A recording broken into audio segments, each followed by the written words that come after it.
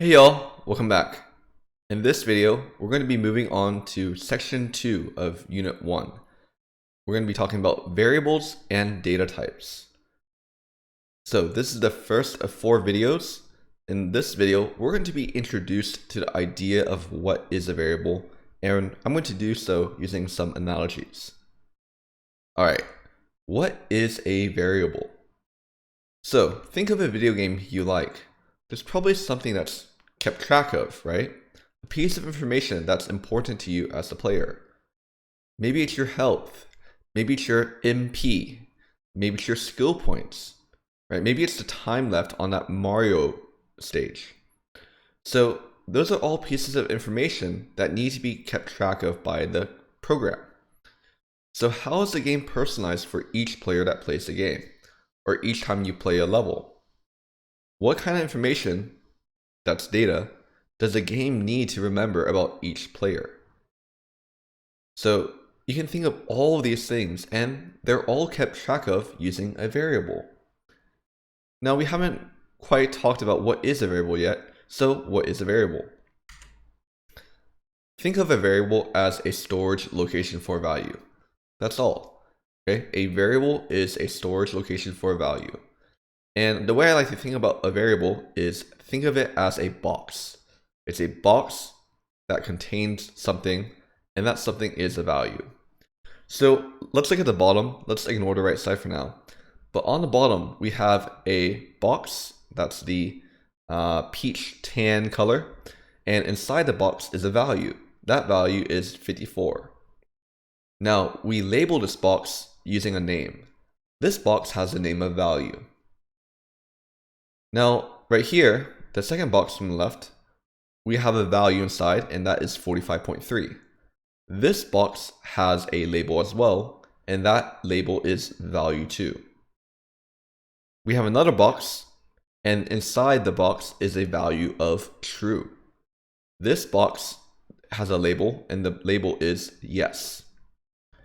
Down here, we have a box, and inside the box is a value of hello. And the label on the box is whoa there. So on the right side now, you'll see some things, and some of them you won't quite understand.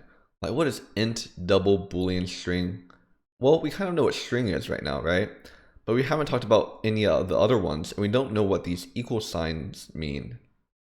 But we can kind of see the values on the right side: 54, 45.3, true, hello. And then we have the labels right here: value, value 2, yes, and whoa there. So a variable is a storage location for a value, and the variable name is the label on that box. And inside the box is the value itself. So continuing on this box analogy, have you ever moved? Or maybe you haven't moved, but you've watched TV shows, or your friends have moved, and you have to pack a ton of stuff inside of boxes. Well, if you have a lot of boxes, how do you know what's inside of which box? How do you know what has your plushie toys from when you were a kid that your mom insists on bringing with y'all? Or maybe your journals from 5th grade or 4th grade? Or maybe the kitchenware that needs to be packed up and put into the kitchen. It would be a really bad time if you accidentally brought the kitchen stuff up to the 2nd floor and had to drag it all the way back downstairs because it wasn't labeled, right? So we label our boxes. We give the boxes a name.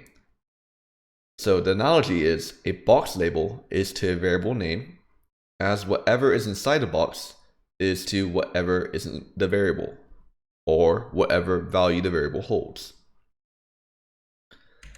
So a box analogy might say, hey, we're going to label this box as kitchen, okay? We're going to write kitchen in big letters with a Sharpie on the outside of this box. And inside this box kitchen, we're going to put a ton of dishware inside. Similarly, we might have a variable, and that variable, the name is my salary. Okay? So my salary is going to be the name of the variable, and what is inside of that variable? Well, it's how much I make, my salary. And that's going to be a decimal number. All right, I hope that kind of helped introduce you to the idea of a variable and what we use the variable to do.